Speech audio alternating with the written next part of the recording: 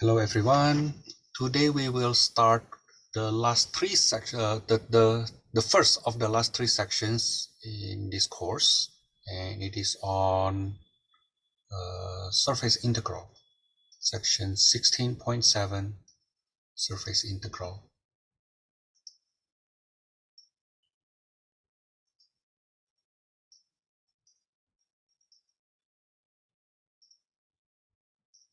Now make sure that you already study from 16.6 because we depend heavily on how prepared you are from there.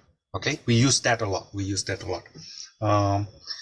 Before I go on, let me first describe what we will learn in this section. Just like we had line integrals over a scalar functions and then line integrals over vector field. So this section will also comprise of first surface integral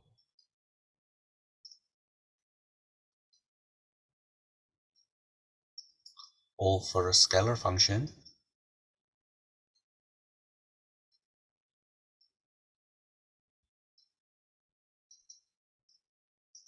and the second part, surface integral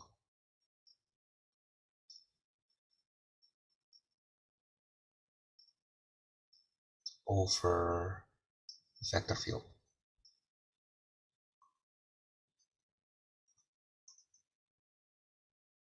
If you remember, way in 16.2, as I remember, we have line integral over scalar function, right? So you have integral over c of ds, right? Okay, and then after that we have surface integral over vector field. So integral of here we have scalar function, and here we have f dot dr, right? Okay. Now in our section today we will have both of those two. Okay, but instead of over a line integral, a curve, right, we will have those over a surface. Now let's start. Now in section 16.6, the area of surface S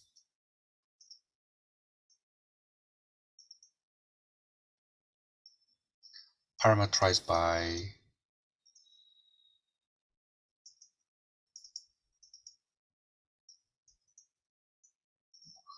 r ut u phi for coordinate u phi in domain D is given by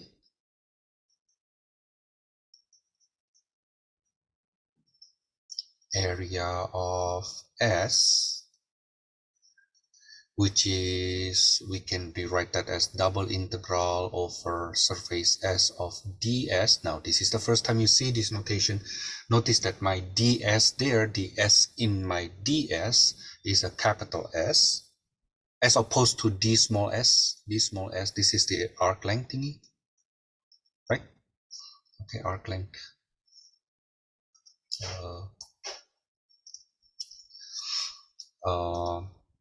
Which, if you look back, that's actually double integral over domain D of the magnitude of the cross product of RU R sub 3 dA.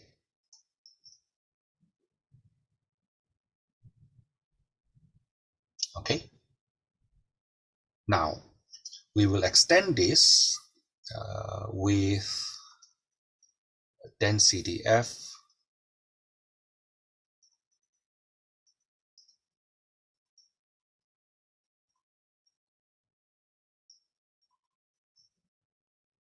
x on S. If you have a scalar function x on S, then the integral or double integral over S f ds. Notice how I insert this f from this integral here, right? You see the insertion? instead of coefficient 1 becomes multiplied by scalar function, right? Okay, which is equal to double integral over d of that f r u v of magnitude of r u cross r v dA. Okay, again, if you compare with the integral we have above, the area integral, right? Now notice that this is the double integral to get the area of surface S, right? Okay, now we insert the density F. You insert there.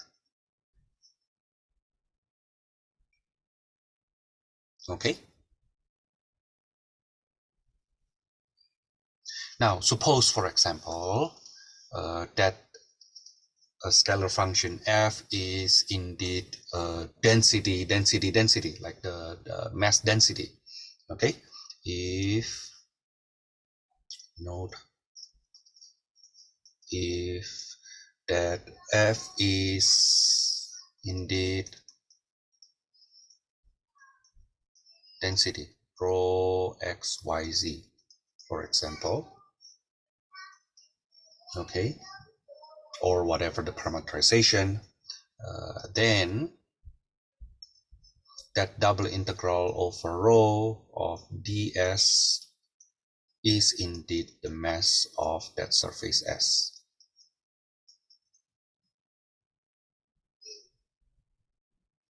Okay, now that's for surface integral over scalar function.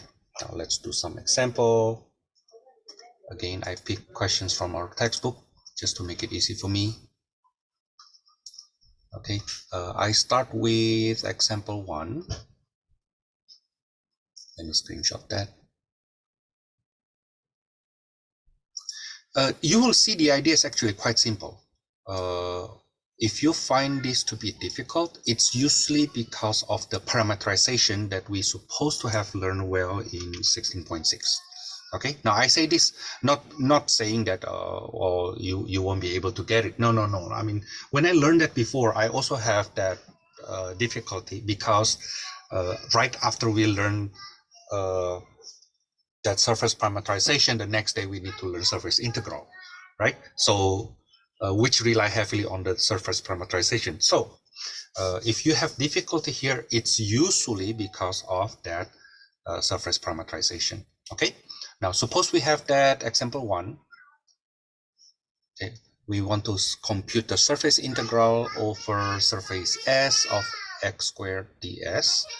S is the unit sphere.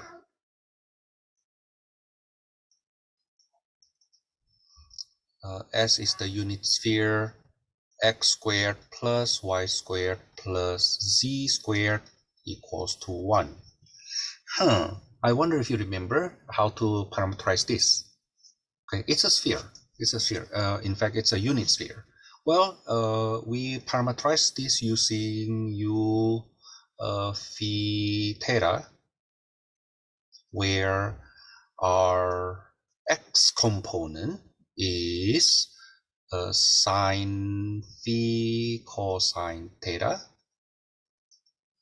Our y component is sine phi sine theta, and the z component is cosine phi. Okay, the radius is 1, right?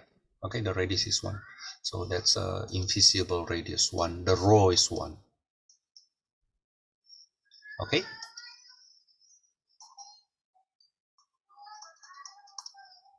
Okay, and if you remember from the past that we're supposed to do r sub phi and then r sub theta, and then we need to do the cross product, right?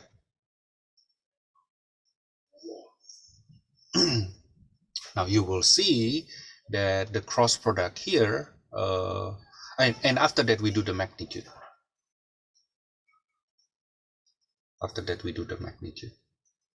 And you will see the magnitude is basically just rho squared sine phi, right?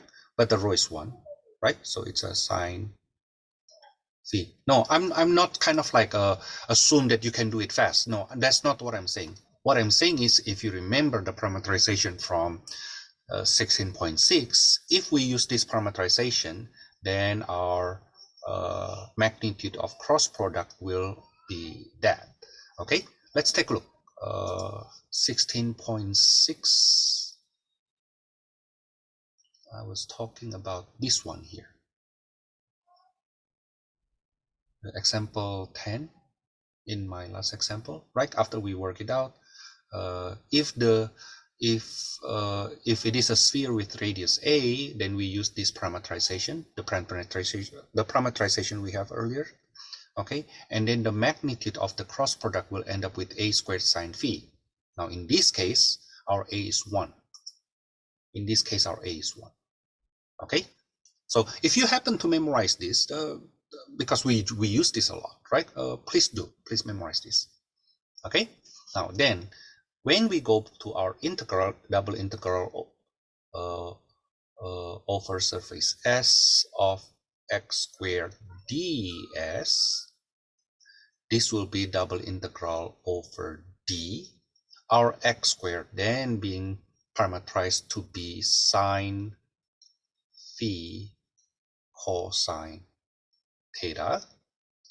Our ds is sine phi dA. Notice that this is my ds. Okay, but once you rewrite that ds as sine phi dA, then your S, domain S, now becomes domain D. Thomas, I don't really get it why the S needs to change becomes D. Okay, the first integral is basically the integral over that surface S. Okay, now the second integral is the integral over the domain from which S is being parameterized.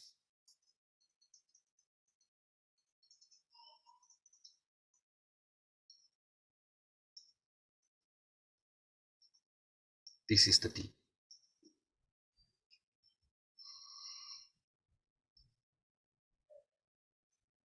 Okay.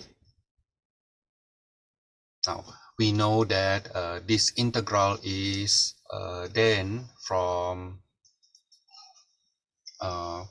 integral from 0 to 2 pi, integral from 0 to pi, right? Because that's a whole sphere, right? Of sine phi, sine square phi cosine theta d phi d theta.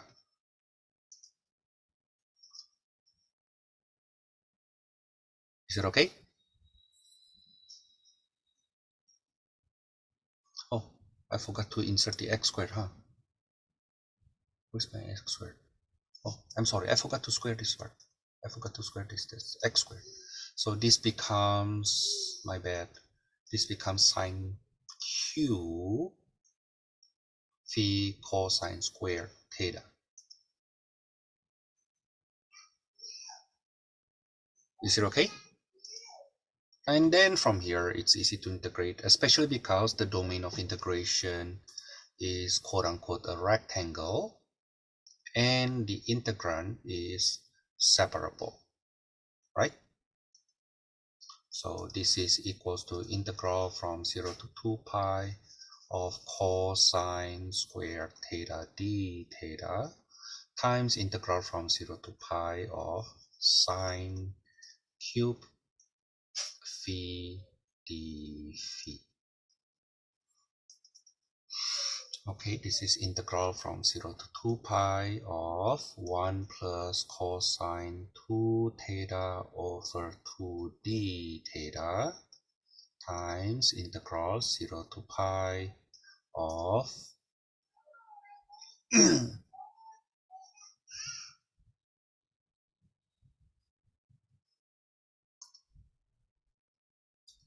1 minus cosine squared phi sine phi d phi.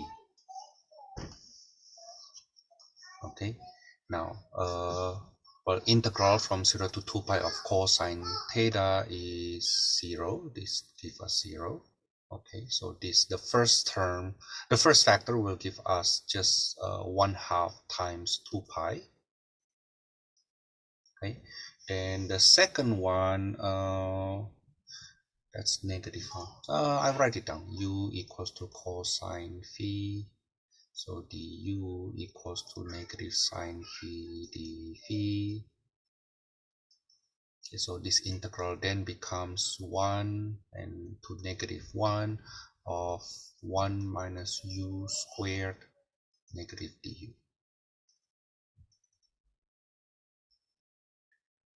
Integral from negative 1 to 1 of 1 minus u squared du. Okay, so that's pi times, what is that? 2 minus 2/3.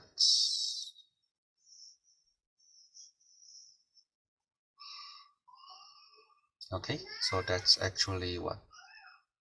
What is that? 4 pi over 3.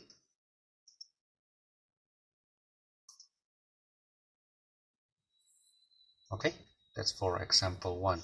Now, what are the key here? I think everything from here and on, that's quote unquote the previous chapters, right? So we don't worry about that. We should not worry about that. The one we really worry is how to set up the integral.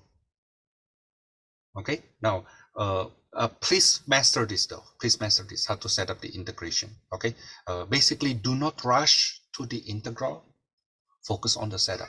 Okay, because anything wrong with your setup, remember earlier I forgot to put a square. Anything wrong with that may mess up your work, and that could be a waste of time, because if the setup was not correct, there's a chance that your integration is not doable. Okay, now that's for example 1. Let's do example 2. In example 2, we happen to have a parameterization, a regular parameterization. A regular parameterization as follows. A double integral y over surface S, where the S here is parameterized as usual by z equals to x plus y squared. Right? So notice that this is just, you can think of this as r x y, okay, where the x component is x, the y component is y, and then the z component is x plus y squared. You can think of it that way, okay? But you will see that if we do it regular way, z sub x is 1, z sub y is 2y, then the magnitude of the cross product is basically the square root of c sub x squared plus c sub y squared plus 1. Okay, because notice that if I do r sub x, that will be 1, 0, 1. R sub y will be 0, 1, 2y. And the cross product, I hope it doesn't surprise you later on, the cross product will give us negative 1, negative 1, negative 1, negative 2y. Hold on.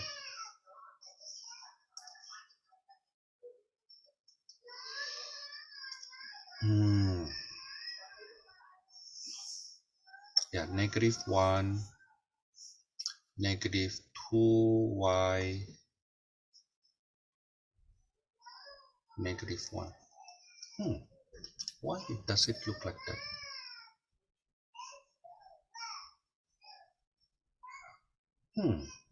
It's kind of like surprising for me too. Anyway, so if I do the magnitude of the cross product, that will give me square root of 1 squared plus 4y squared plus 1. Now compare that with this. Compare that with this.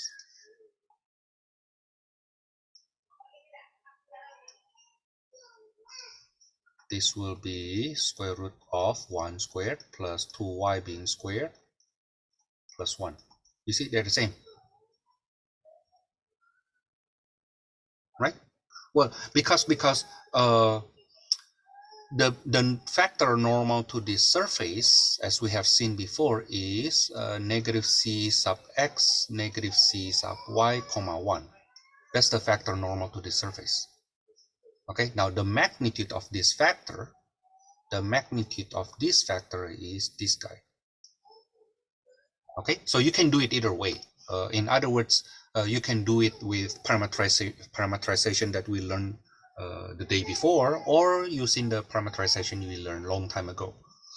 Okay, now then, so that double integral over surface S of y ds right now becomes double integral over d of, give me a second, and then the y as a regular y, and then we get square root of 4y squared plus 2 dA, right? Okay, now the a is, oh, that's actually a very nice one, huh? The dA is integral from 0 to 1 for the dx, and 0 to 2 for the y.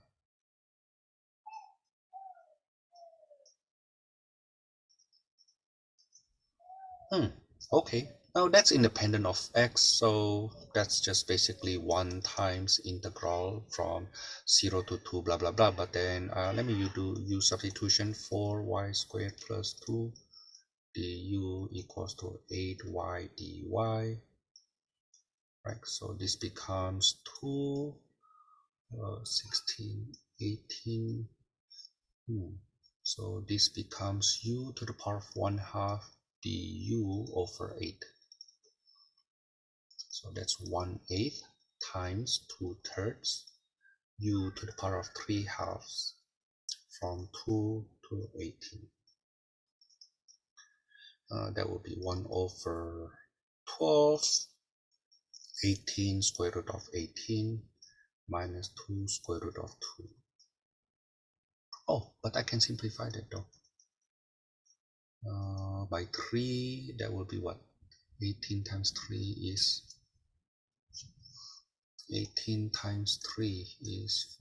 54. That's 54 square root of 2 minus 2 square root of 2. That's 52. So that's 13 over 3 square root of 2.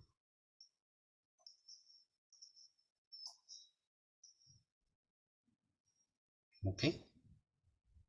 Yeah, you notice that I actually spend more time dealing with the setup, huh? Yeah, I spend more time dealing with the setup. Okay, now let's do something more difficult. This one is a bit nasty, but important. Okay. I'm not making this course hard. I want you to realize that this is how far we have come. Okay, now evaluate the integral over surface S, where S is the surface whose sides S1 is given by the cylinder, and S2 by the disk, and S3 by something else. So let's take a look what that S actually look like if we try to graph them. We put it together, it will look like this.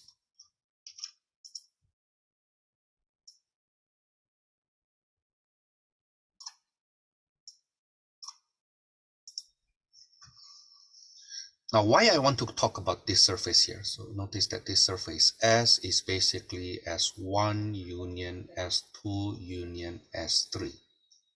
which if you think about it, we can say this surface S here is the boundary of solid E. If you see that this truncated cylinder as a solid, then this S here is basically the surface of the solid. Okay? Now, the thing is then, because this solid, the boundaries of this solid consist of 3 continuous surfaces, then we need to deal with them one by one. Okay, so double integral over surface S of z ds is equal to double integral over S1 plus double integral over S2 plus double integral over S3 of z ds. Okay, which is double integral over S1 z ds plus double integral over S2 z ds plus double integral over S3 z ds.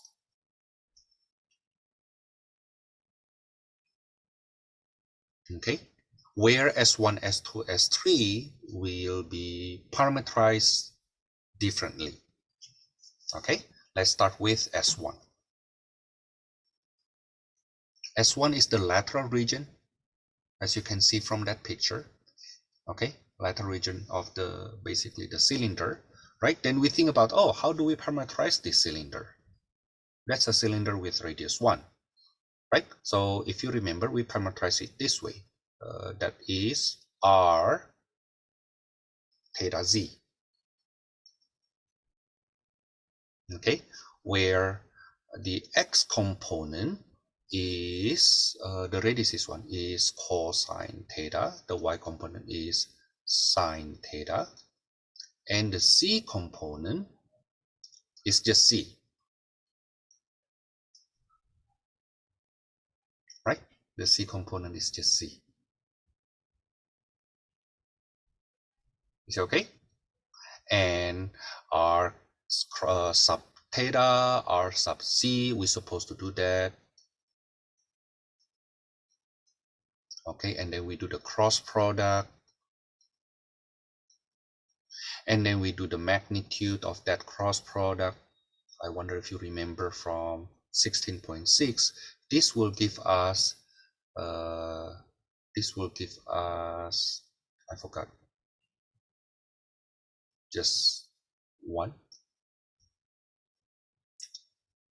I wonder if you remember that.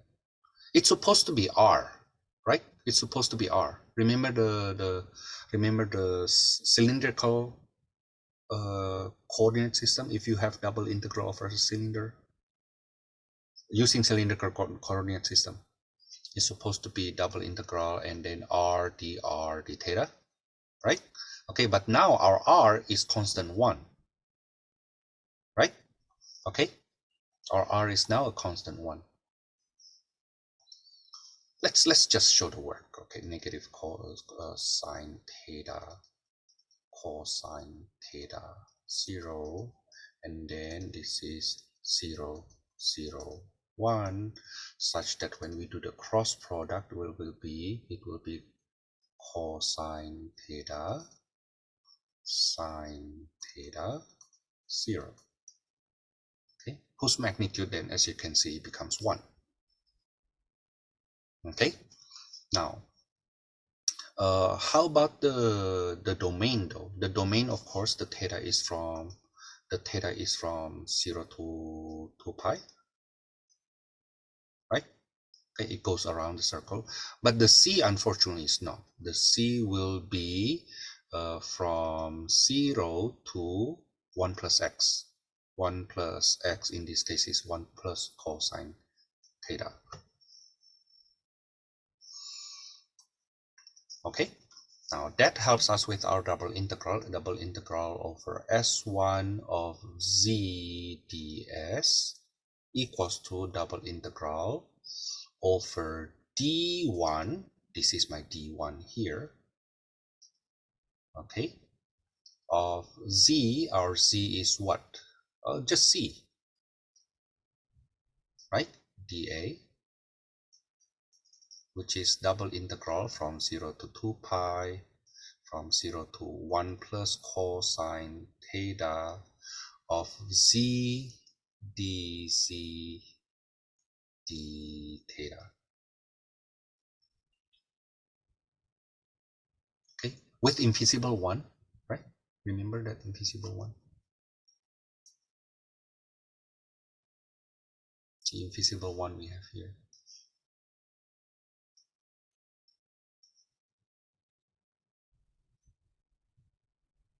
Okay, then from here we integrate that. This is equals to integral from 0 to 2 pi 1/2 c squared 1 plus cosine theta being squared d theta, that is integral from 0 to 2 pi of, let me pull the 1/2 out, so 1 plus 2 cosine theta plus cosine squared theta d theta. We know this will go to 0, right? Okay, and this is actually, let me just use red color. That's okay, I'll just write it down. So this is 1/2 integral from 0 to 2 pi of 1 plus, now cosine squared theta, we will rewrite that as 1 plus cosine 2 theta over 2 d theta, and because that's integral from 0 to 2 pi, this will go down to 0 as well. Basically, we will get the integrand 3/2, right, divided by 2, that's 3/4 times 2 pi, that is 3 pi over 2.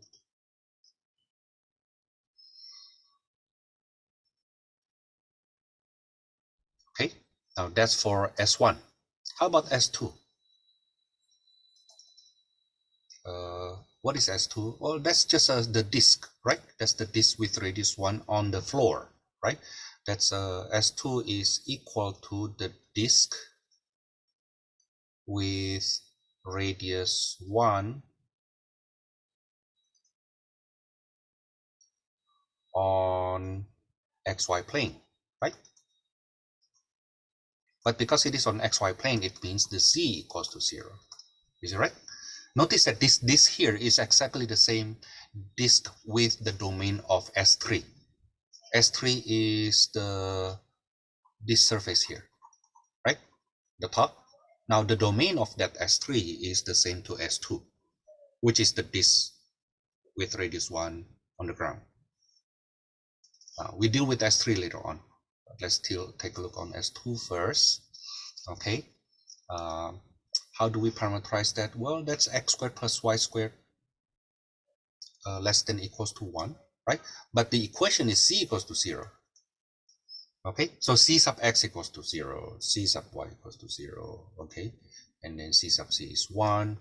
The factor normal to it is 0, 0, 1, right? The magnitude is just 1.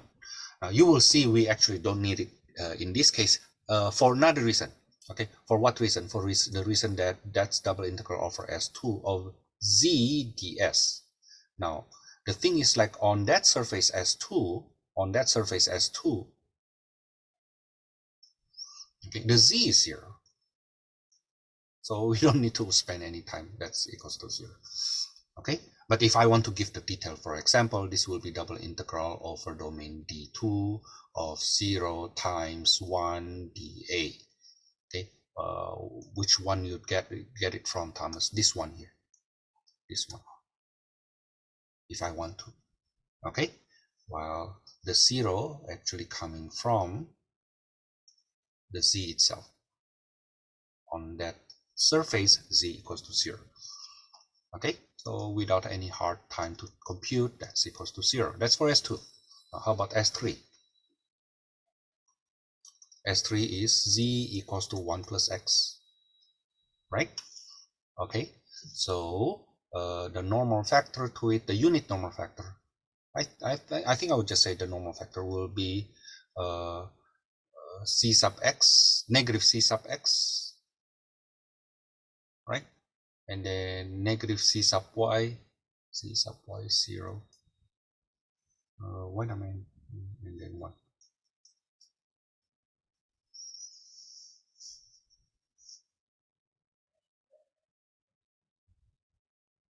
Okay.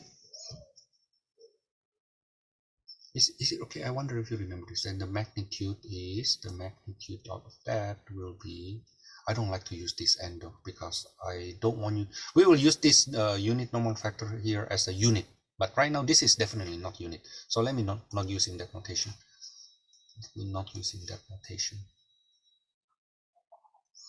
Let's do it this way. C sub x equals to 1, c sub y equals to 0. Okay, so the square root of c sub x squared plus c sub y squared plus 1 is equal to square root of 1 plus 0 plus 1 equals to square root of 2. Okay, so double integral over S3 of z ds equals to double integral over d1,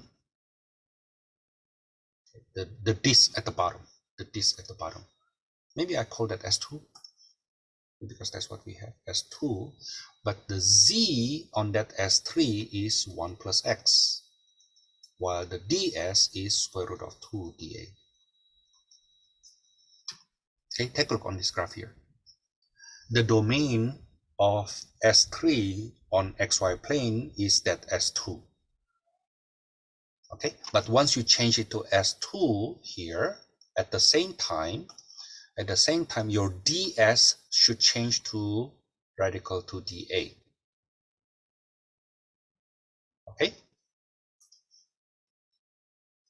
Now then from here, I think that because S2 is this, it's easier for us to integrate that using polar, right? Integral from 0 to 2 pi, integral from 0 to 1, pull the square root of 2 out, then 1 plus r cosine theta d theta r dr d theta r dr d theta. So notice how it changed from the ds becomes square root of 2 dA. And then from the dA now becomes r dr d theta. Okay? I hope you don't find this to be too difficult. Okay? Now, due to some symmetry, blah, blah, blah, I can say this is actually 2 square root of 2 pi. Now, you compute it yourself. Okay? You compute it yourself. But I can tell you that's the answer. You may wonder why. You may wonder why.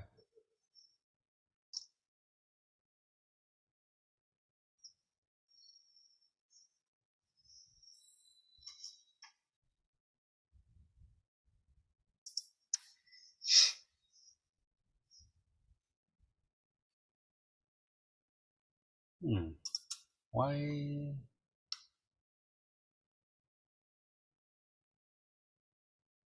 It's supposed to. Hold on. Oh, I have that R there. I have the R. Oh, sorry. So this will be radical 2. Let me show you why.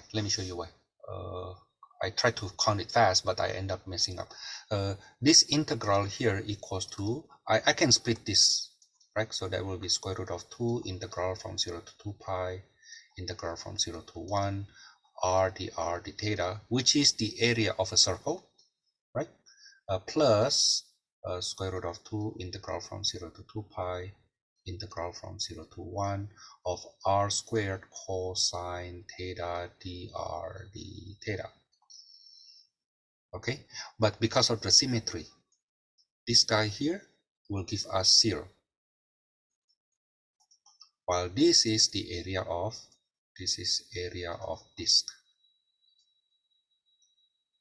or maybe in this case the area of S2, which is just a disk with radius 1. Okay, now then, oh, no, that's not the final answer, my bad. Then what happened with the integral, the ordinary double integral we need to deal with? This is equal to double integral over S1, which is double integral over S1 is 3 pi over 2, over S2 is 0, over S3 is radical 2 pi. So that is 3 plus 2 radical 2 pi over 2.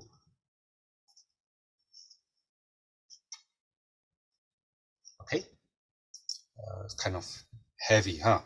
Kind of heavy. Well, that's because we need to deal with 3 surfaces. Okay, 3 surfaces. So we need to deal with those surfaces one by one, and then we add at the end. Okay. Now we will go on to surface integrals over vector field, but before that, I need to go over some new notion of oriented surface.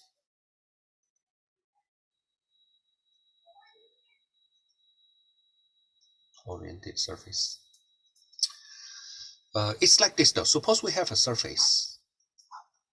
Okay. Most surface that we deal with is orientable. Basically, that surface has 2 sides.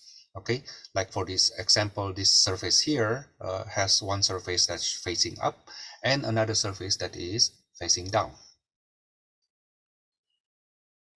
Okay, now, so we basically need to choose which surface we are dealing with, and from here we have some convention. Okay, we'll have some convention. What is the convention? The convention is as follows. Suppose that surface S is managed by Z, which is equals to a function of gxy. Suppose we have that surface.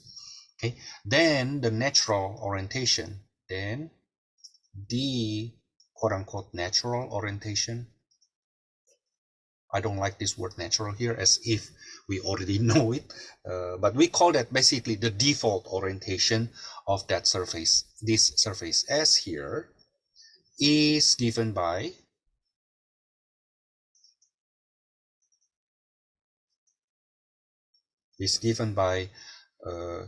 the unit normal factor,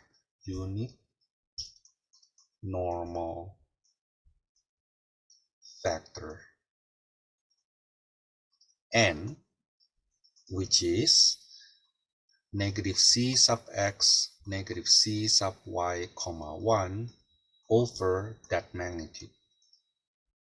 The magnitude of negative c sub x, negative c sub y, 1.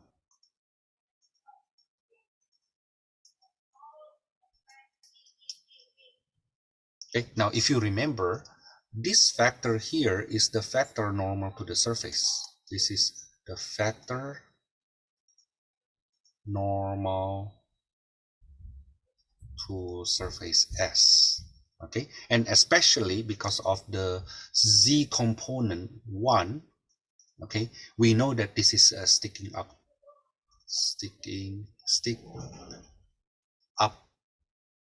in direction of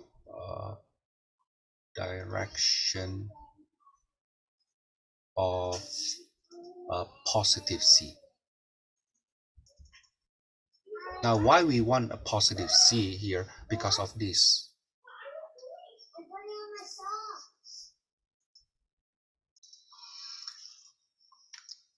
Okay, now So if the surface is parameterized by xy with c equals to a function of xy, then basically we try to use orientation in which the c component of the normal factor is +1. Okay. So the factor may look like this, but the c component still +1. Okay. Of course, then the factor has to be first unit. We make it the n, right? Okay, and the length is 1, but it stick out in the positive c direction. Okay, now what happened then? I hope the second example here, suppose the s is parameterized by y equals to g as a function of xz. Now then, what will the natural unit normal factor, right? The natural unit normal factor will be, as you will see, that will be negative y sub x 1 negative y sub c over the magnitude of that factor. Okay, we divide by the magnitude of that factor basically just to make it a unit factor. Okay, now, and if you remember further, the magnitude of a factor basically the square root of the sum of the squares, right? Okay, we will take care of that later on. But what I want to say that this is actually equals to negative c sub x negative c sub y comma 1 over the square root of c sub x squared plus c sub y squared plus 1.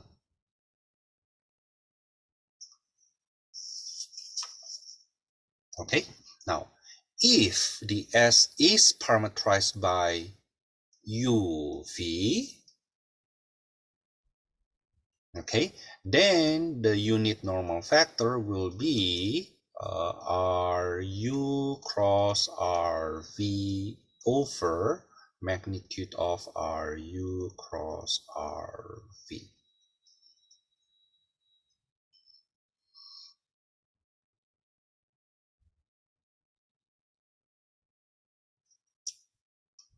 Okay, now then you will see, suppose for example, so continue from here. If we have that cylindrical parameterization, theta z, okay, if we have cylindrical parameterization with radius a, let's say, so a cosine theta, a sine theta, z, then r sub theta will be negative a sine theta, a cosine theta 0, and r sub c will be 0, 0, 1, and the cross product will become a cosine theta, a sine theta 0. Okay, which if you think about it, let's say this is we parameterize that using a cylinder that we see from above. This is x, this is y, and the c sticking out to us. Then at this point here, the factor normal to it is the same to this factor, if you think about it, right? Do you notice that this guy here the same with x, this guy here the same with y?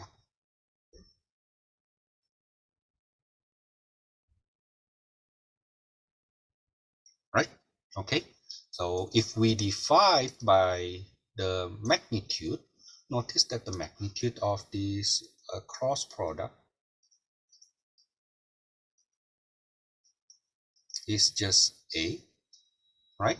Such that when you divide r theta cross r sub c over the magnitude, that is equals to cosine theta sine theta 0. Okay, So that's a cylindrical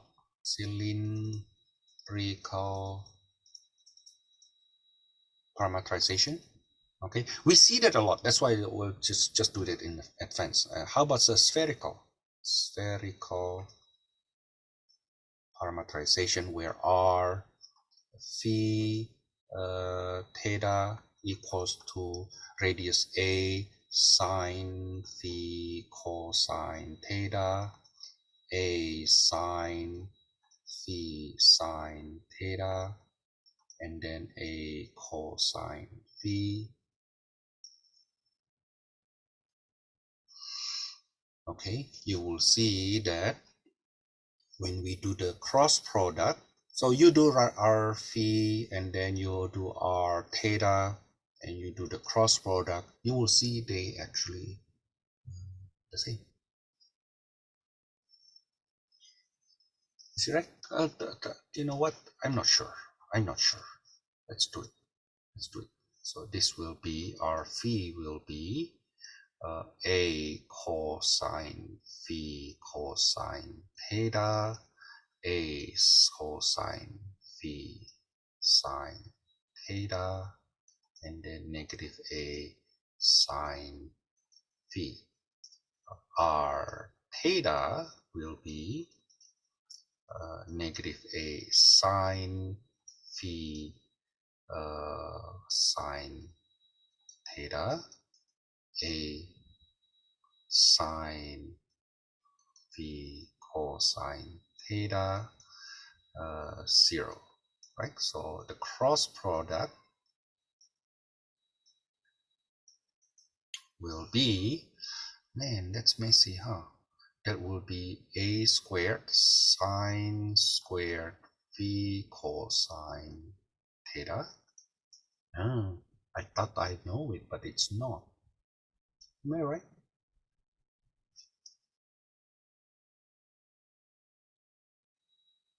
And then a squared sine squared phi sine theta. And then finally a squared cosine phi sine phi cosine squared theta plus the same thing, but we have sine squared theta. Now notice that a sine, no, a what? Each of them a squared, each of them has a squared sine phi, huh? Let's factor that out. So a squared sine phi sine phi cosine theta sine phi sine theta. Okay, this is 1, right? So there's a cosine phi. Okay. The magnitude, you will see the magnitude here is a squared sine phi. Okay, you will see the length here is 1. You will see the length there is 1. You can try to compute that. Okay, in other words, later on when we do that parameterization using cylindrical parameterization, because we see that a lot, so let's just prepare that ahead of time. This basically just sine phi cosine theta sine phi sine theta cosine phi. Okay.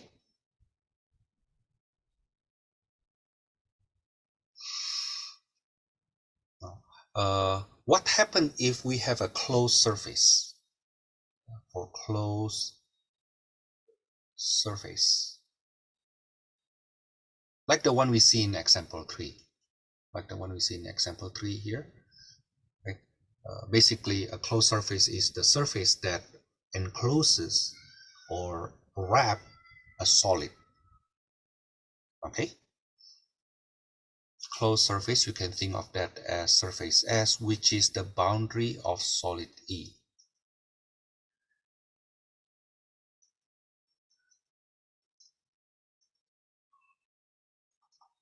Then the natural orientation is, the orientation will be the unit vector coming out from solid E.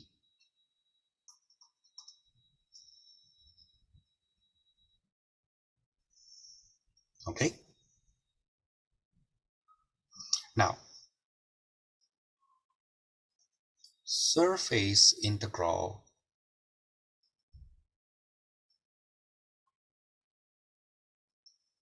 over of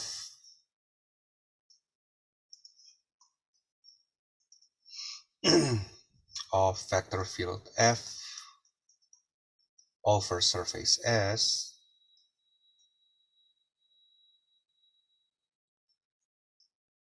is called the flux. The flux of F across S, and is defined as double integral over surface S of F dot D oriented surface S. Okay. Oh, by the way, so I need to summarize that. Oriented surface is basically the way we come up with the idea, okay, if we deal with a surface, which side we are talking about, okay? Which side we are talking about to say that's the positive orientation. Now, the positive orientation is first the one facing up. If you use z equals to z as a function of x, y in orienting it, okay? Facing up, facing to the right, facing to the front, okay, or facing out. Okay, that's the orientation. Now, you may wonder if there's any surface that is not orientable. Yes, yes. Basically, that's the surface that has only one side. Now, think of it this way.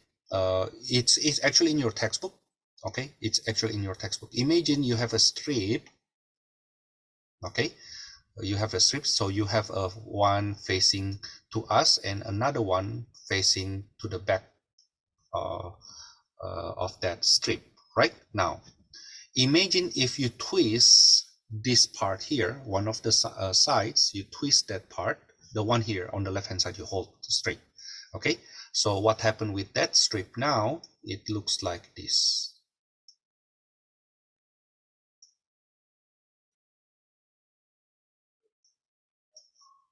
Okay, so what happened is this is the front one, right? This is the front one earlier, but then that front now is actually facing back on that side. You see, this is the front, right? This is also the front. Okay, let me use different color for this. This is the back.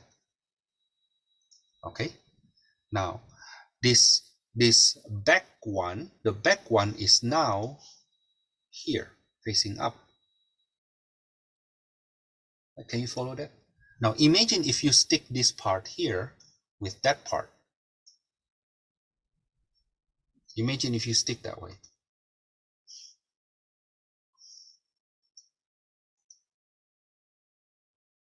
Okay, then we come up with this kind of view here. We call this Mobius strip.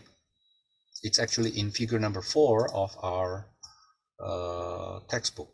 Let me just, instead of having hard time to graph that, let me show you what it looks like. So what happened is on this picture here, this is the one facing inside, right? Facing this part here. Okay, this is the one facing out, right? Okay, So it's facing out, facing out, facing out, facing out. But then at this point here, it suddenly turns and becomes face in. In other words, you can walk along this surface here. Just keep on walking, walking. Eventually, you will get to the back of that surface.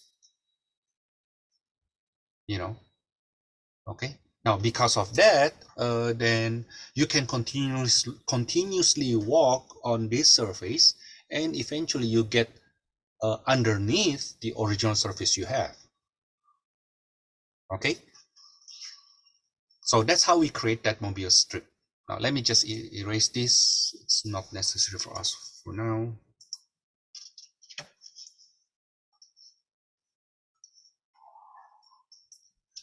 Now in this course we are dealing with orientable surface. What happens if we don't have orientable surface? Then we don't talk about that yet, at least. Okay, we don't talk about that yet.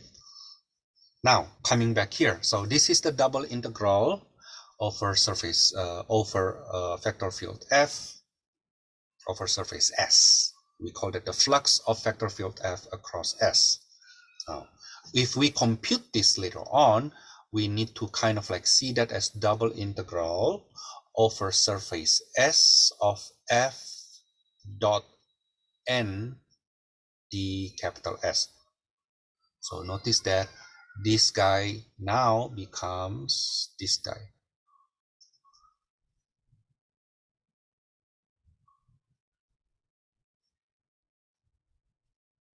Okay, where the N becomes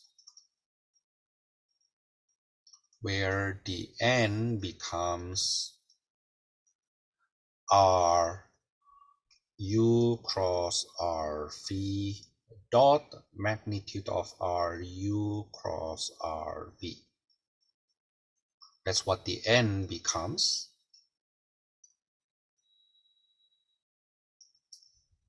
Okay, and the ds actually becomes magnitude of RU cross RV dA. And you can see something cancels there, right? I'm sorry, that becomes dA, so this is a d already.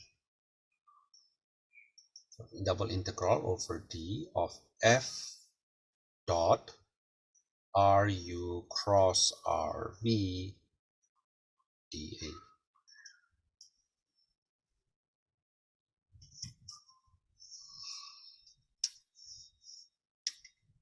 Okay, I know right now when you see this, it seems to be quite confusing, right? But we will do some examples so that you get used to it with the notation, what this means, what that means.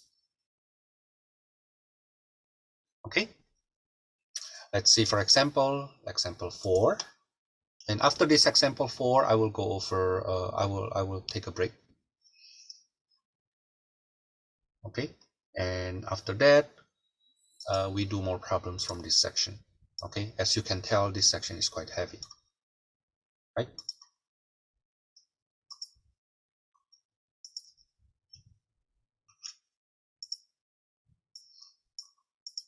Find the flux of vector field F across the unit sphere.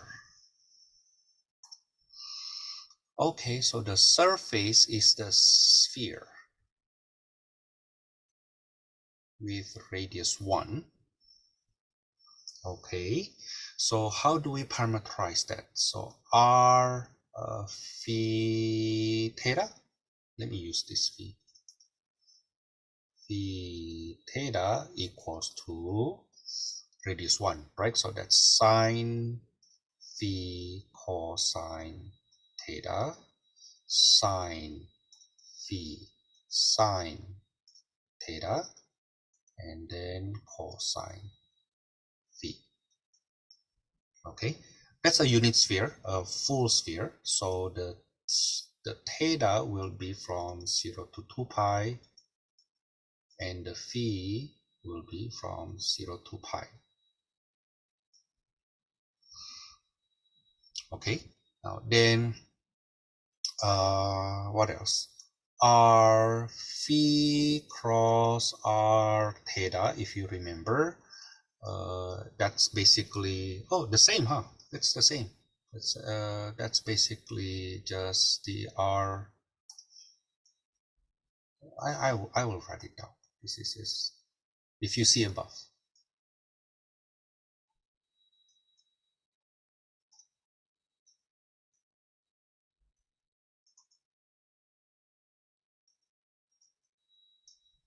I was referring to this one here.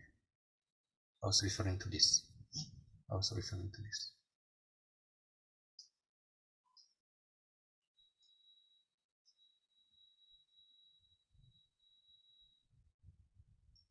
If I divide that, right? If I divide that.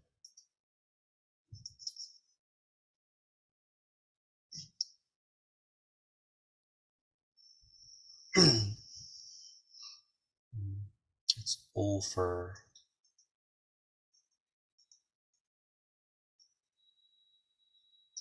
phi here, theta here.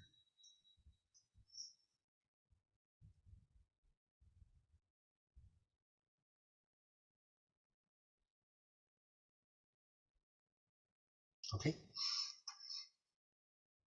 So the flux will be the flux of that vector field F over surface S will be double integral over S F dot the cross product dot 1 squared sine phi times sine, you know what, let me write this down first. So if I don't divide that,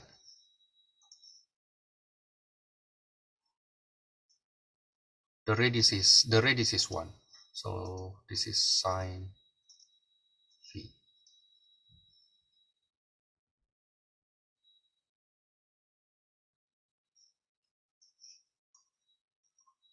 So this is R phi cross R theta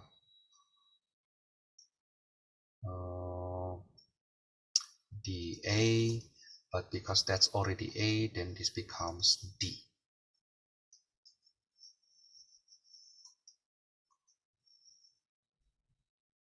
Now what is our vector field F? Our vector field F is Z, which is cosine phi, Y, which is sine phi sine theta, and then X, that's sine phi cosine theta, dot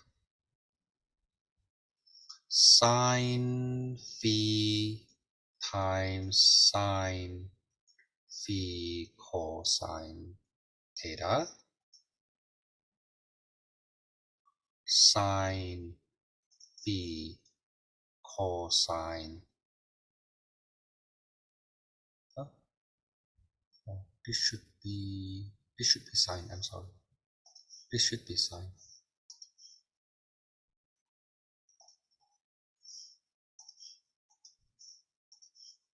sine theta and cosine phi. dA, let's do dA for now, where this is still d. Okay, because I want to simplify first. I don't want to worry about anything else first. So this will be what? If I do the dot product, I will get cosine phi sine squared phi cosine theta plus sine cube phi sine theta squared.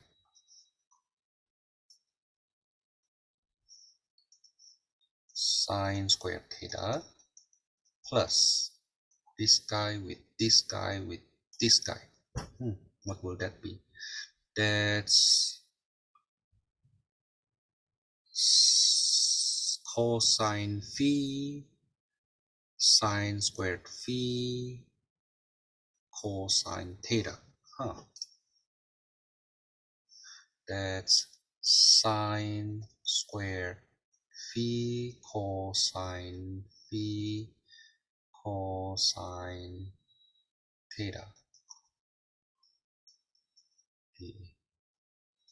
Oh, why it becomes so complicated, huh?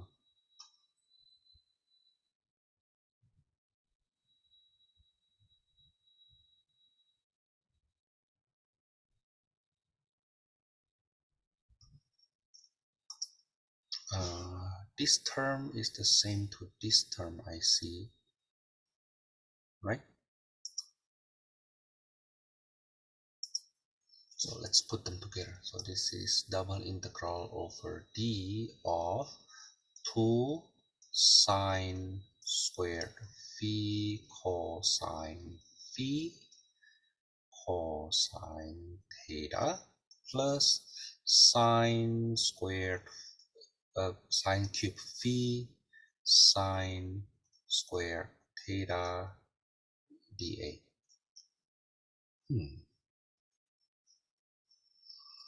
Okay, so this is now, let's put in the integral. So the integral over 0 to 2 pi, 0 to pi of 2 sine square phi cosine phi cosine theta. Allow me to split them right away. Okay, times d phi d theta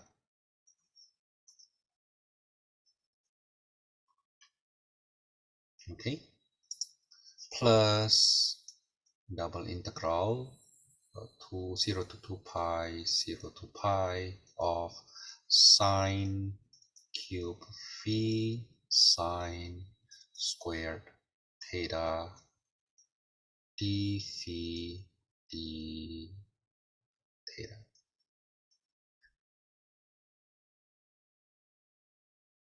Okay, now notice that the domain of integration is a rectangle and the integrand is separable. So you will see this is integral 0 to 2 pi cosine theta d theta, which we know will be 0.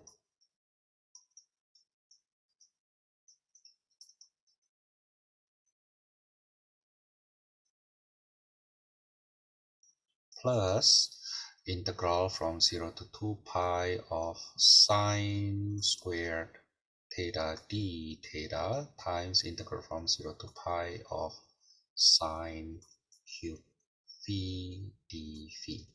Now this is equals to 0, so we only deal with this. Okay, that will be pi times integral from 0 to pi of 1 minus cosine squared phi cosine phi d phi. Oh, I mean sine phi, not cosine.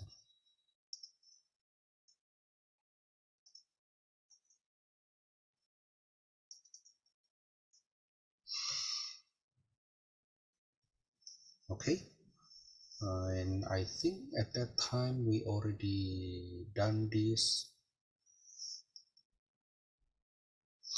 This becomes 2 minus 2/3, right? So that is 4 pi over 3. Okay, let's take a look again on this question. So originally I basically rewrite the integral that we want to do it, and then I need to reinterpret that integral where the oriented d oriented s now becomes this.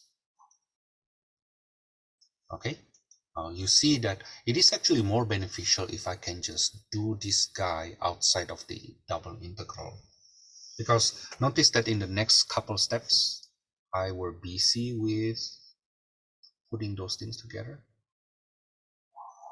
right? Okay, but once it is done with the setup, then it's easier to integrate. Okay, we will do some problems later on. Let's take a break first. Okay, let's continue.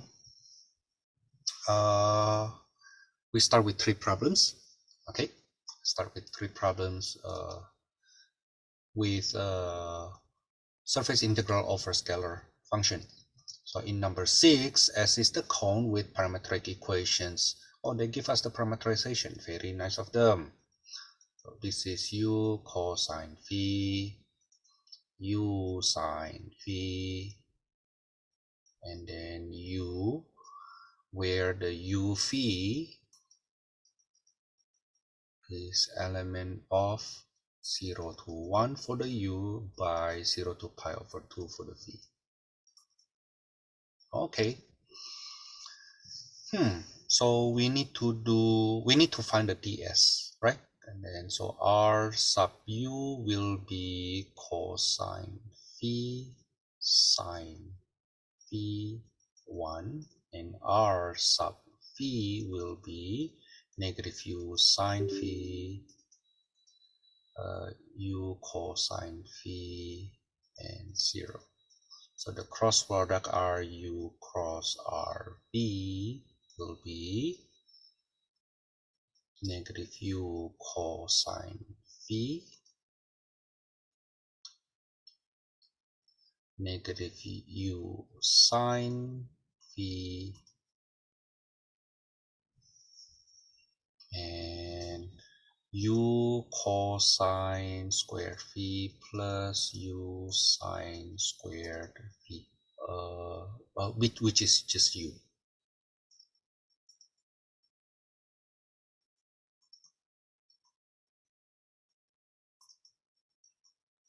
Notice that we have common factor u. Right, let me pull it out. Okay, and then the magnitude inside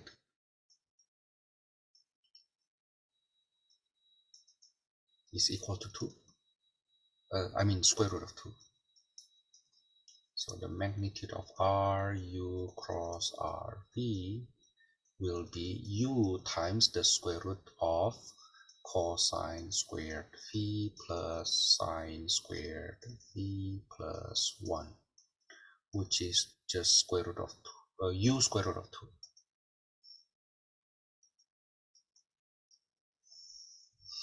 Okay, so double integral over s x y c ds equals to double integral, not triple integral, double integral only.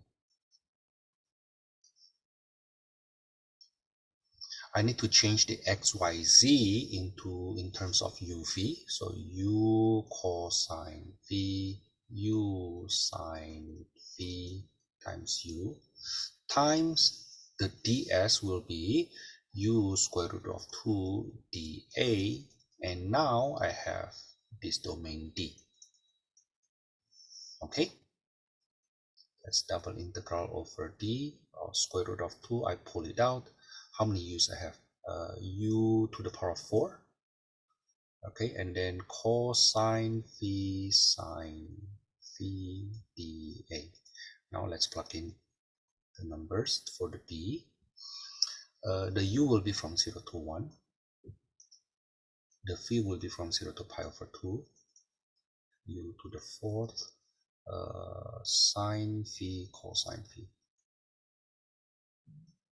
D phi du.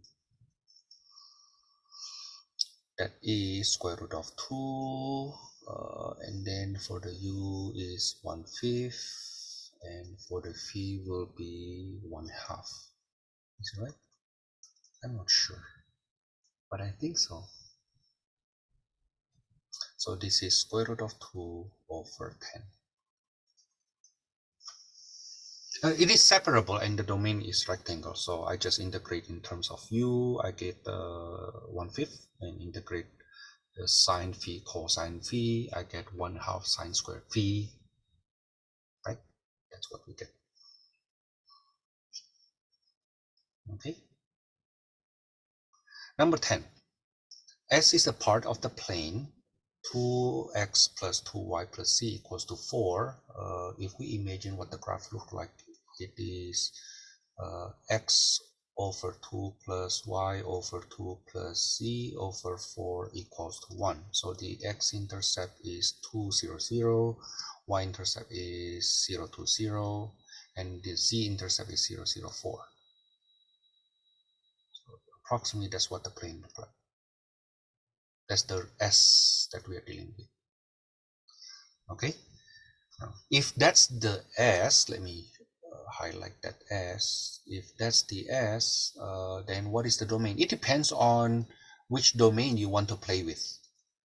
Okay, because you can project this surface S down to the ground such that the domain becomes the one on the XY plane. Okay, the one on the XY plane here.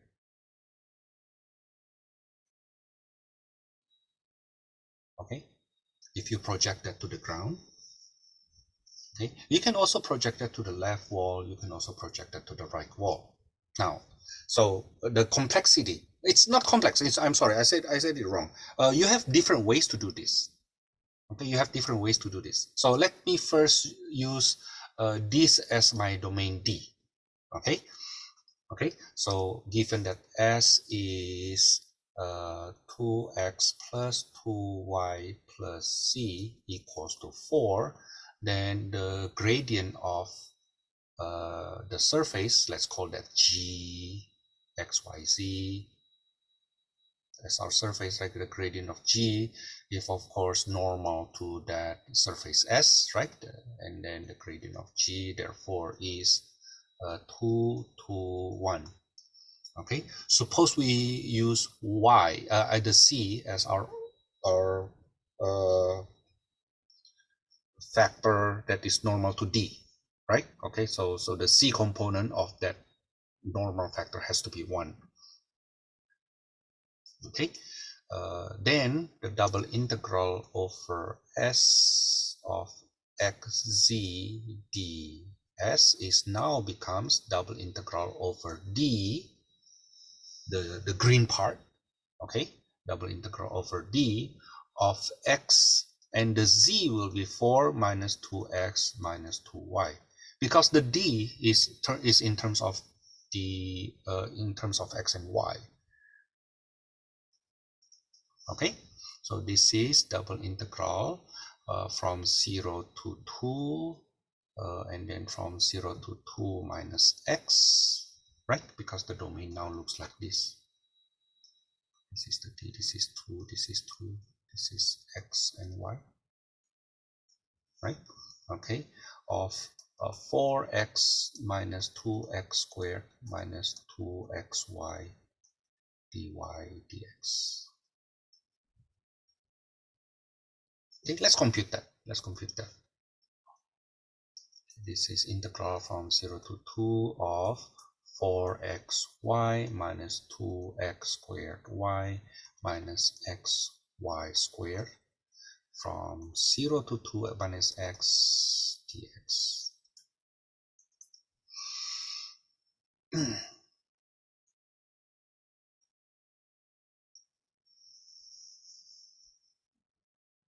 So this is 4x times 2 minus x, 2x squared, 2 minus x minus x, 2 minus x squared dx.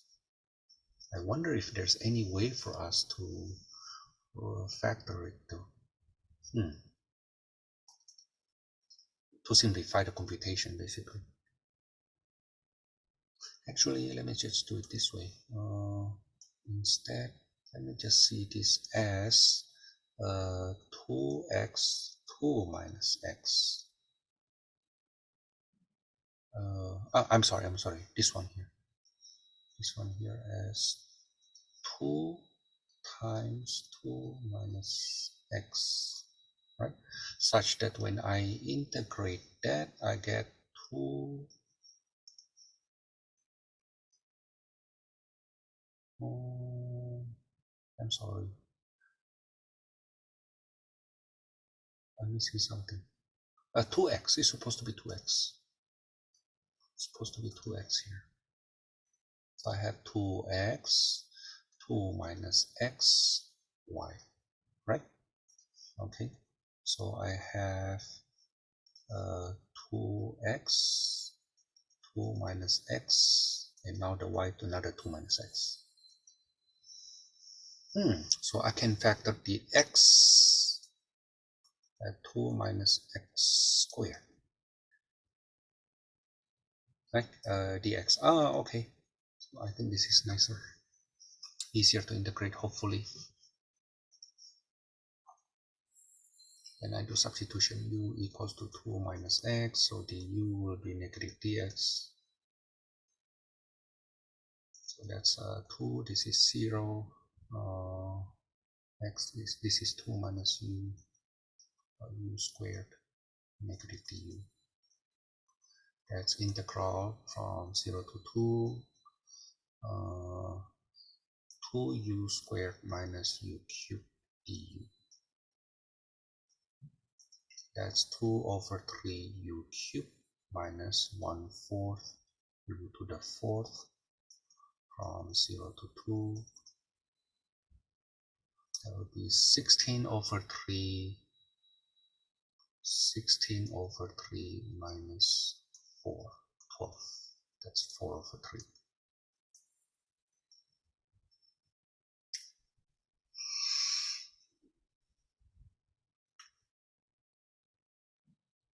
Okay, now notice that this is if we project that to the ground.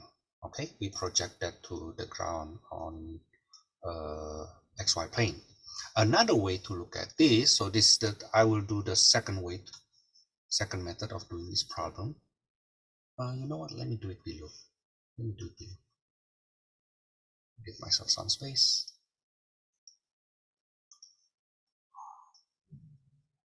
The second method. So there are at least 3 different methods to do this though. Okay, so the second method is I project that plane as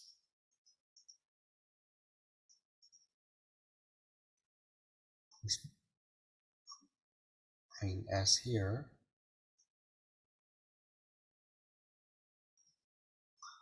to the left wall.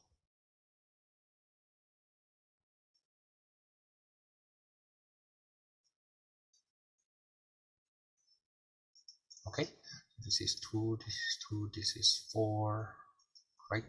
Okay, so on the left wall, if this is x and this is z, we have 4 here, we have 2 here. This is our d. Okay, now so we still have our g equals to g x y z equals to 2x plus 2y plus z equals to 4. The gradient of g is 2 to 1, right? But because notice that we use xc plane as our domain, okay, then our y component has to be 1. Okay, so we use the factor in which the y component is 1. Is it okay? Let me make sure that's the plane that we are dealing with.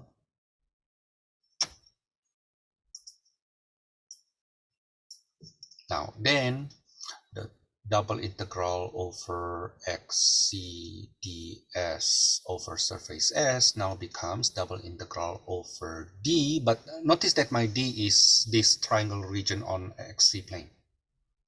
Okay, so xz times the magnitude of this, which is basically square root of 5. I'm sorry. What is the magnitude there? Did I forget to multiply by the magnitude? Yeah, I forgot to multiply by the magnitude by 3.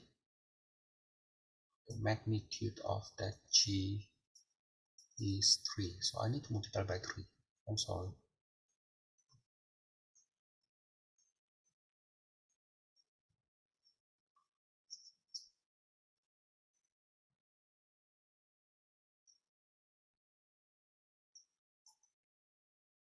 So that is equals to 4.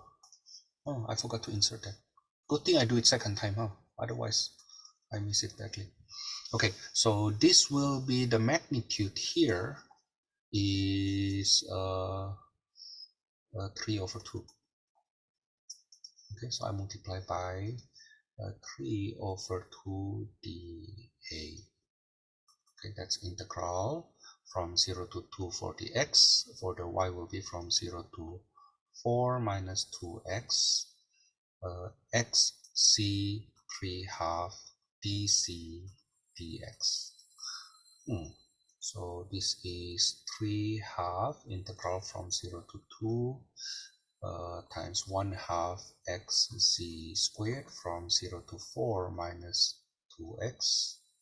That is 3/4 integral from 0 to 2 of x times 4 minus 2x being squared dx. Okay, so this is equals to 3/4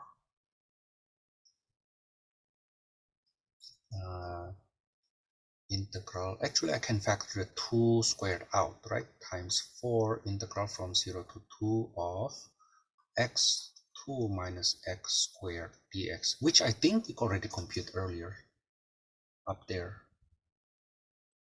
right? That's 4/3, right? Without that 3 here, then remember we get 4/3. Okay,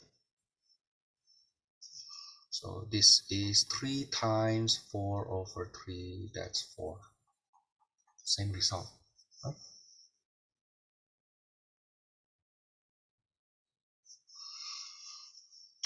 Okay, number 20.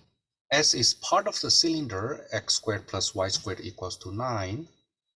X squared plus y squared equals to 9. Between the plane C equals to 0 and C equals to 2, together with its top and bottom disk. So let's say the top one is our S1, our bottom one is our S2. Maybe S top and then S bottom and then S lateral. Okay, so the top one is denoted by ST. The top one is denoted by ST. The bottom one is denoted by SB.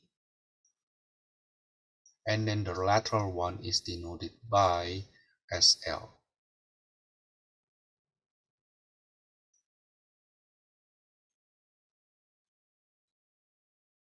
Okay, and we want to integrate over S of x squared plus y squared plus c squared ds, where S is ST union SB union SL. Okay, let's take a look on the ST first. ST, that's z equals to 2, right? So the unit, the normal factor will be just 0, 0, 1, right? Just 0, 0, 1. Okay, whose magnitude is 1.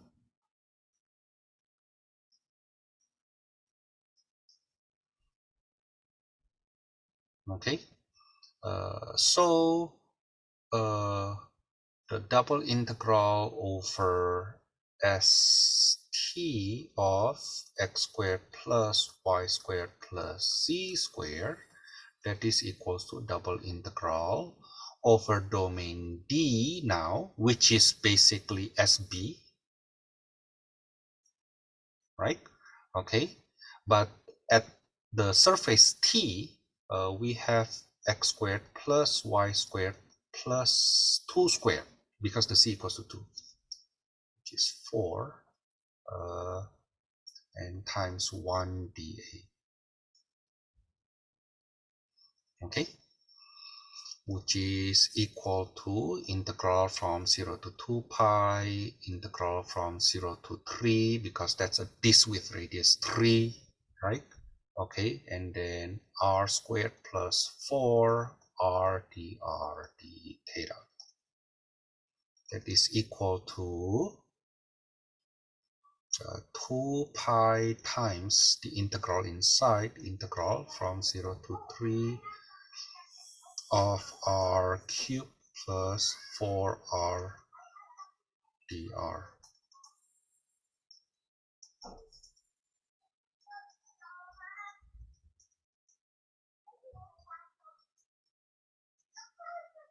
Just 2 pi, that's 81 over 4 plus 9 times 2, that's 18.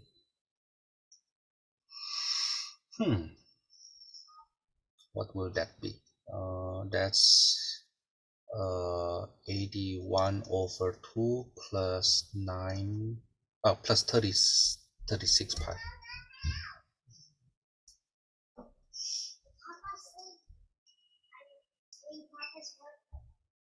Let me just leave it like that for now. How about as D, the bottom, that C equals to 0. So the normal factor to it, because remember, this is facing down, right? The factor normal to it should be facing down, okay? That will be 0, 0, -1. Now, since we only need the magnitude, it actually doesn't matter what's the orientation though. Okay, so double integral over SB of x squared, this is ds, plus y squared plus c squared ds, that's equals to double integral over d of x squared plus y squared, the c is 0, times 1 dA. This is integral from 0 to 2 pi, integral from 0 to 3 of r squared r dr d theta, which we actually already computed earlier. That is equal to 81 over 2 pi. Okay, you can try it again. You can try it again. Okay, now then, how about the lateral part? Ooh, so SL. We parameterize that with r theta z, right? Okay, the radius is 3, so this is 3 cosine theta 3 sine theta z, where the theta is from 0 to 2 pi and the c is from 0 to 2. Okay, I wonder if you remember that r sub theta r sub z, when we do the magnitude, that will just be 3. Now you can try it. You can try it. Remember in r dr d theta, right? Okay, but the r now, the Jacobian r, the radius is 3, so it becomes 3 there. Has something to do with that. Okay, now then, so when we do the integral, double integral over s of x squared plus y squared plus c squared ds, notice that x squared plus y squared equals to 3 on that lateral area. Okay, so that will be double integral over 0 to 2 pi, 0 to 2, that's 3 squared plus c squared times 3 d z d theta, independent of theta, so that's 2 pi integral from 0 to 2 of 27 plus 3c squared dc. So 2 pi, 54 plus c cubed, 8. So what's that? 62 times 2, that's 162, 124 pi. Oh, that's a big one, huh? I didn't expect it to be that big though. Yeah, I really didn't expect it to be that big. So, double integral over s of x squared plus y squared plus c squared ds is now equals to 81 over 2 plus 36 pi, 81 over 2 plus 36 pi, plus 81 over 2 pi, plus 124 pi.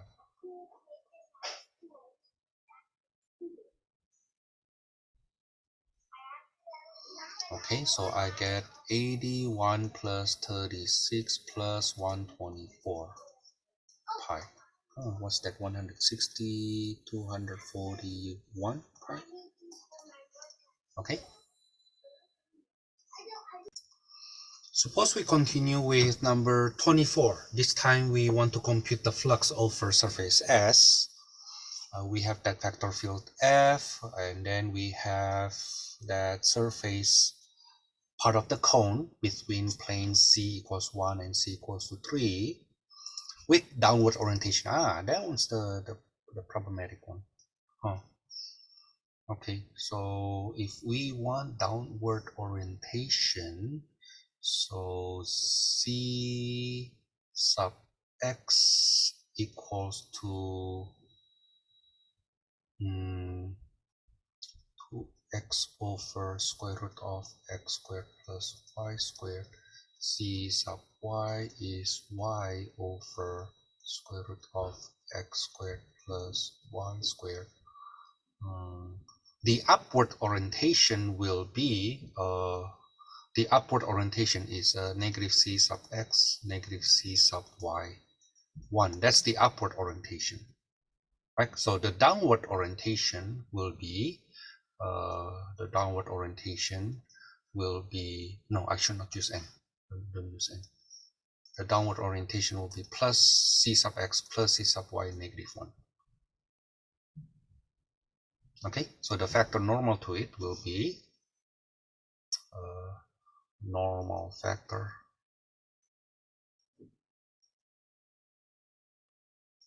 with downward orientation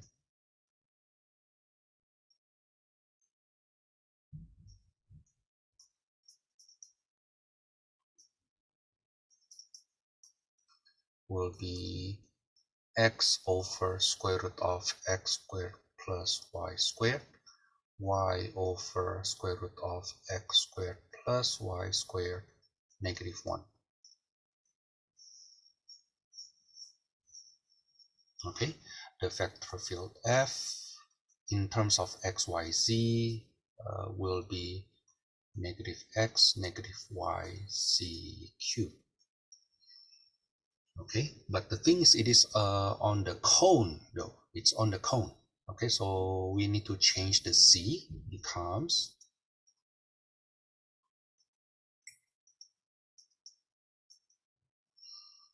negative x, negative y, and then that will be x squared plus y squared to the power of 3/2. Right, the z cubed. Right, now then the dot product. So f dot the normal factor x over square root of x squared plus y squared, y over square root of x squared plus y squared, and then negative 1. When we do the dot product, we will get negative x squared over square root of x squared plus y squared, negative y squared over square root of x squared plus y squared. Actually, no more factor. And then minus x squared plus y squared to the power of 3/2.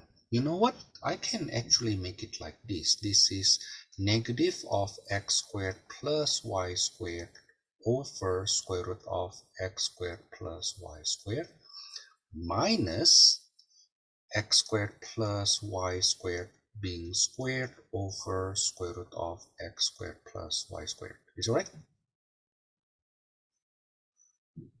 Now, the thing is that cone is from c equals to 0 to c equals to 3. This is z equals to 3, right? Okay, so the domain, if we project that to the ground, that will be a disk with radius 3. Is it right? That will be a disk with radius 3.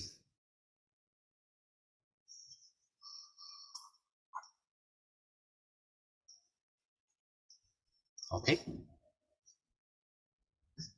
this is negative. I want to simplify that though. This is negative x squared. You know what? Just leave it like that. Just leave it like this. This is negative x squared plus y squared to the power of 3 half.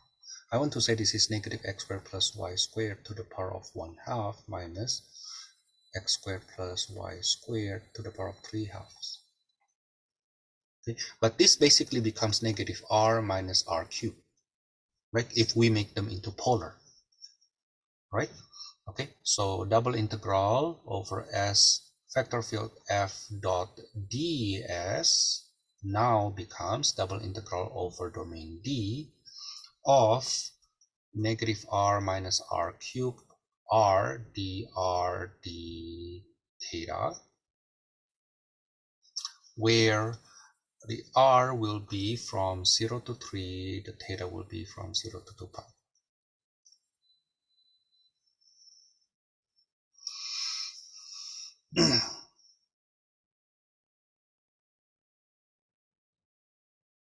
Okay, which is equals to 2 pi integral from 0 to 3. Oh, I pulled the negative out of r squared plus r to the 4th dr.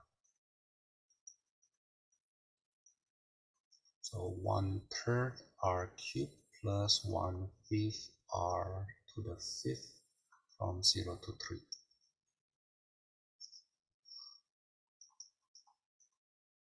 So that would be 9 plus 243 over 5. Okay, well, compute it yourself from there. But that's basically what happened. Okay, let's take a look on the setup. Okay. You may wonder why I do it this way. It's supposed, the formula is supposed to be negative c sub x, negative c sub y 1, right? But remember, they want a downward orientation, means the z component is supposed to be becomes negative 1. Okay, that's why we take the opposite. That's what we use. Okay, and notice how important it is to set it up properly. Okay. I spend more time in setting up, right? And when it comes to the integral, it's a lot shorter. So please don't waste your time by speeding up on your setup. Okay, in fact, you should focus on the setup. Okay, let's do number 28. Give me a second. I hope this is on the easier side. Number 28, we have that vector field, we have the surface, we have the domain. So I think the surface is actually quite nice. I know the surface may be very ugly, okay, but the domain turns out to be in fact, as a square, huh?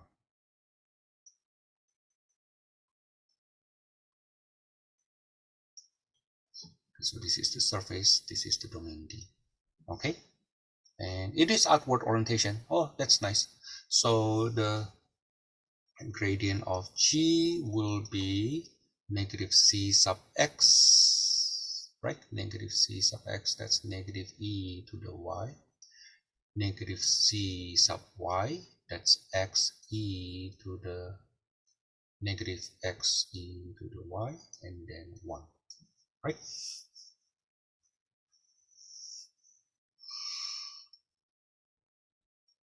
Okay, now then the f vector field f x y c is xy 4x squared yz. On that surface, that becomes xy 4x squared y x e to the y. So when we do the dot product, f dot the gradient of g, that will give us negative xy, I'm sorry, it's not a vector, it should be a scalar, negative xy e to the y, okay, minus 4x cubed e to the y, and then plus xy e to the y, which is basically negative 4x cubed e to the y. So double integral over s of f dot oriented ds is equal to integral over d of negative 4x cubed e to the y dA.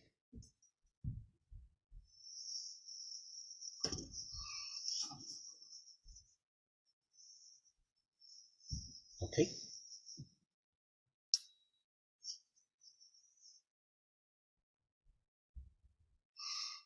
To integrate that's integral from negative 1, from 0 to 1, 0 to 1 of negative 4x cubed e to the y dy dx. The domain of integration is a rectangle and the integrand is separable, so that becomes integral from 0 to 1 of negative 4x cubed dx times integral from 0 to 1 e to the y dy. That will be negative x to the 4th from 1. So that's negative 1 times e minus 1. So that's 1 minus e. Oh, that's negative flux, huh? Is it possible? Kind of strange. How could it be negative flux?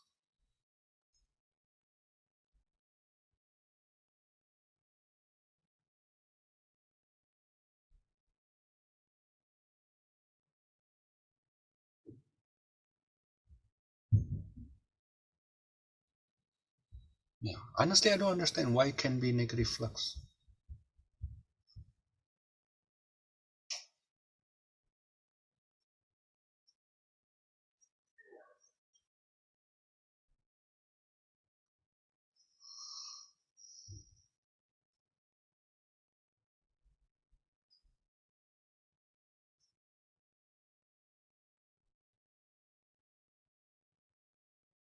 Well, seems I honestly don't know. Honestly don't know. The flux is negative, but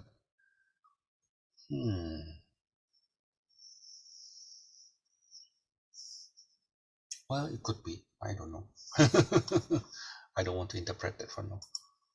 Okay, let's do the last one. Maybe number 32. Oh, dude, this one is messy. 32.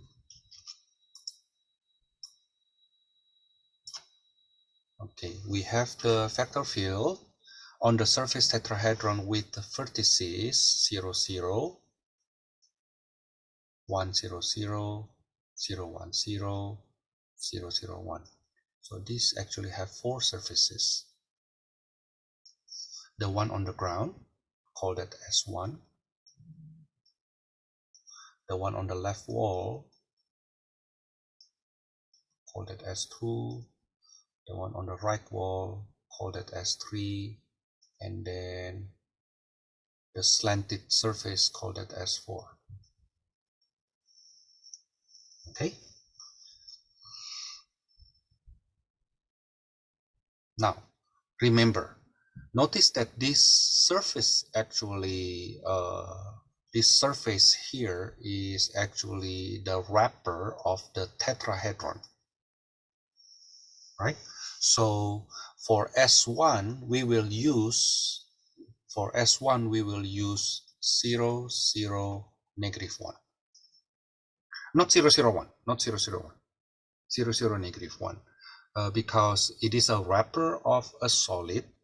So the orientation should be coming out from that solid. Okay, for S1, that's the normal factor. Okay, and notice that the C equals to 0 there. So the vector field on S1, that becomes y, -y, x. Okay, now when we do the dot product, we get -x. So double integral over S1 of f dot d oriented S will be double integral over still S1, okay, of -x dA.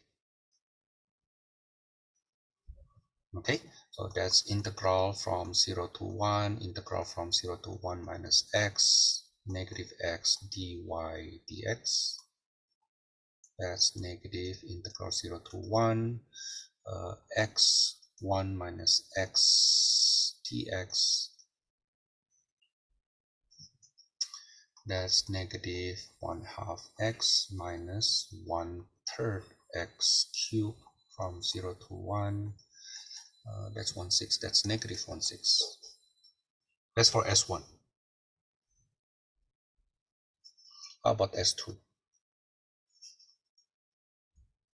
The factor normal to it will be 0, -1, 0. Again, it's coming out from the factor. We know that the y equals to 0. Okay, so the vector field F on S2 will be, on S2 the y is 0. That's what we get. Okay, so when we do the dot product, F dot 0, -1, 0, that will be just -c, huh? Nice. Don't you think so? Okay, and then double integral over S1, I'm sorry, S2, not S1 now, S2 of a vector field F dot d oriented S is equal to double integral over S2 of -c dA.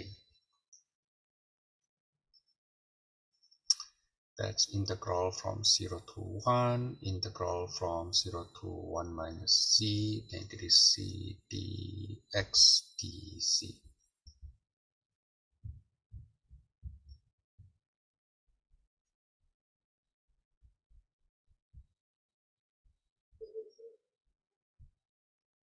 Okay, but you see that's equals to -1/6 also. How about S3? S3 will be -1, the vector normal to it will -1, 0, 0, and we know the x equals to 0. So the vector field F will be y z minus y 0 on that surface S3. That is y z minus y 0. F dot -1, 0, 1, 0, 0 will be just -y. Okay, so double integral over S3. What happened? Double integral over S3 of F vector field F dot d oriented S will be double integral over S3 negative y dA. That's integral from 0 to 1, integral from 0 to 1 minus x, negative y dy dx.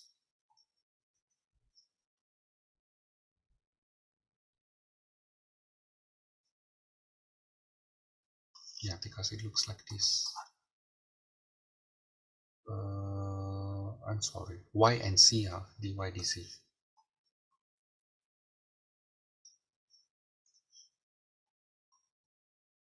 Let's do this first. This is the, let's put it like this, y here, this is dc, this is dy. I try to mimic what we have earlier. So this is another negative 1 over 6. Right? Now, how about S4? S4, we have the factor normal to it, 1, 1, 1. Right? Because it's x plus y plus c equals to 1. So the factor normal to it is 1, 1, 1. And that's the factor happens to be sticking out from the plane. Right? Okay. Okay. Now then the factor field F on S4 will be, we will use domain 0, S1 as our domain. We will use S1 as our domain, so it will be y. C is 1 minus x minus y minus y. This is our z, and this is our x. Okay, so the factor field is y, 1 minus x minus 2y, and then x. Now when we do the dot product, we will get y plus 1 minus x minus 2y plus x. The x cancel, so we get only 1 minus y. Now double integral over S4 of f dot the oriented S will be double integral over S1 now,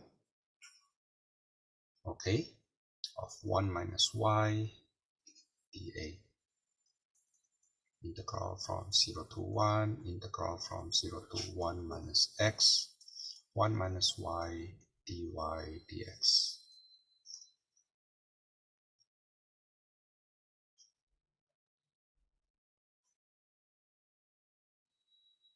Okay, so that is y minus y squared from 0 to 1 minus x dx.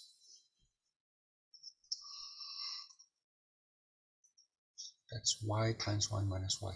Y times 1 minus y.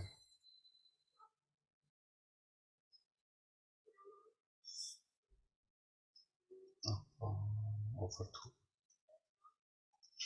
I forgot to divide it by 2. So, hold on. So that's y times 1, 2 minus y over 2 from 0 to 1 minus x dx.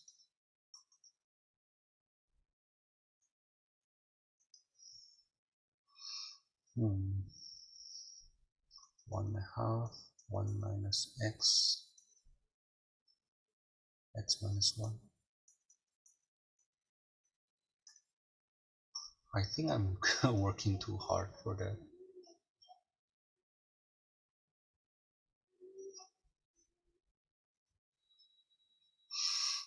So that's 1/2 integral from 0 to 1 of 1 minus x squared dx. I take the negative. Substitute, that's basically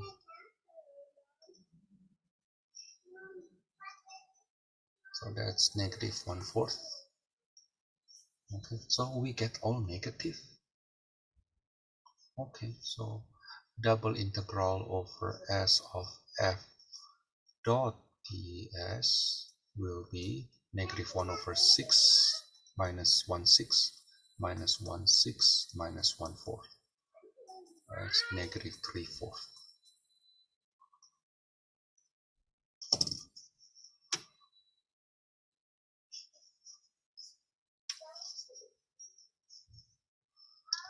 Okay, I think I will stop here. Your suggested homework will be